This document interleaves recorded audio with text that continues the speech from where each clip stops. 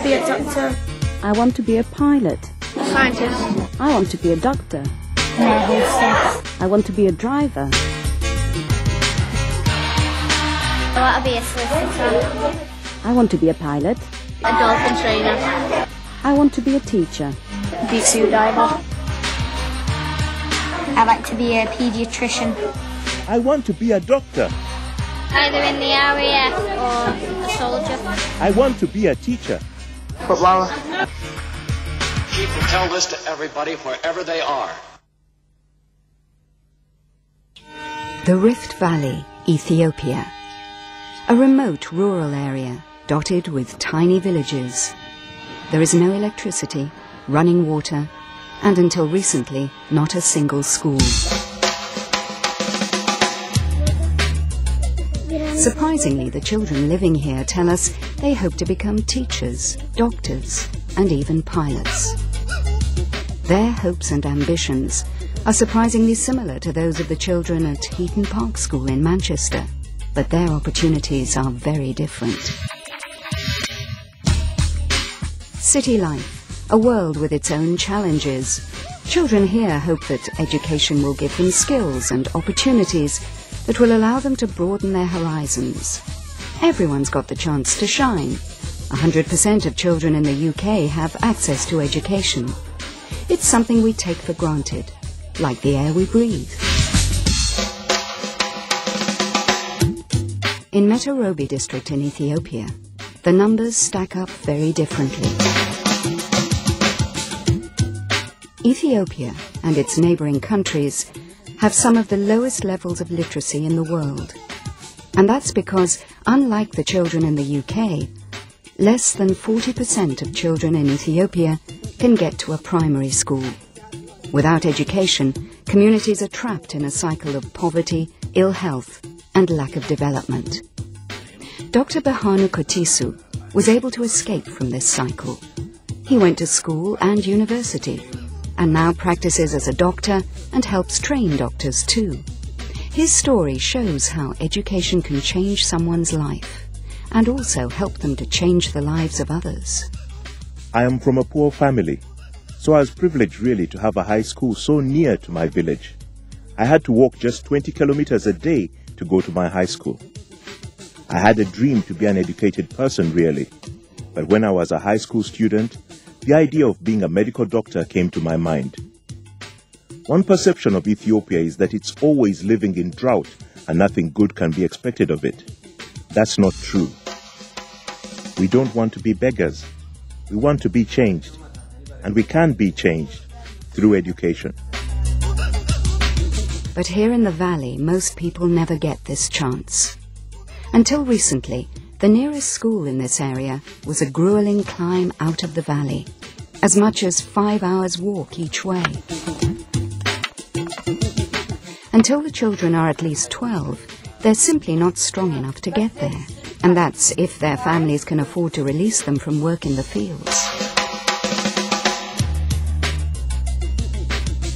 Communities in the valley were desperate for education and turned for help to Tear Fund partner Mesorete Christos, a local group of churches. They have established 10 centres in the valley for more than 2,500 children. Although they are desperately poor, the communities have contributed land, labour, and are even trying to build a road. Education has set this community alight. Now this school is crammed full morning and afternoon, as more than 120 children and even young adults hungry to learn squeeze into the 2 classrooms.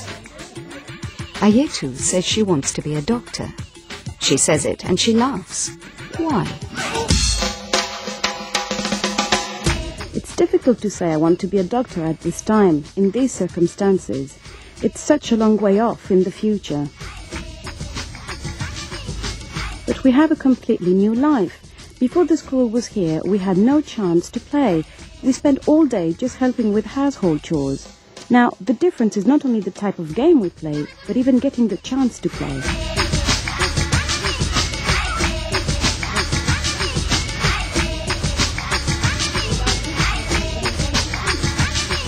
All these opportunities that we have now and this chance to meet you, this is because we have started going to school. Really, education gives you opportunities, even to meet with people from far away.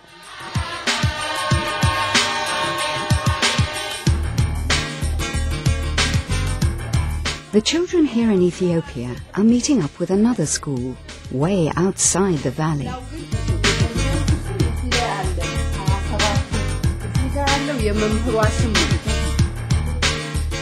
Through drawings, gifts and video, they have seen the lives of the children in Manchester and learnt a little about them.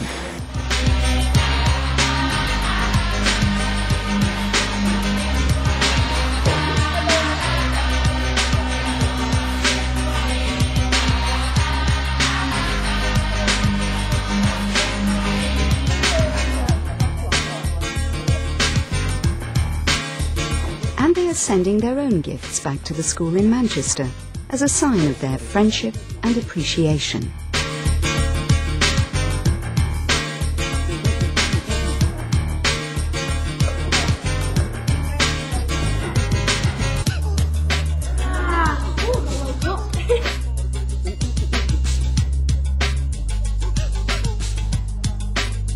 It's really amazing that they can actually do all those chores after walking about 5 hours from school. I just flop on the bed and just go to sleep. They've made these things. I didn't think we would be able to know how to do that. They have to walk so far to get to school, to get water, to get anything basically. They only had 2 years in school. We couldn't really live 2 years in school. But it would be hard and difficult doing all those jobs every day. But it would be like really hard. You wouldn't make a living in life. You have dreams about what you want to do when you're older, well, they won't come true if you didn't have an education. It's amazing that there wasn't a school here at all. But now they've built one, it's even more astonishing that there are some families so poor they can't allow their children to go there, even though it's free.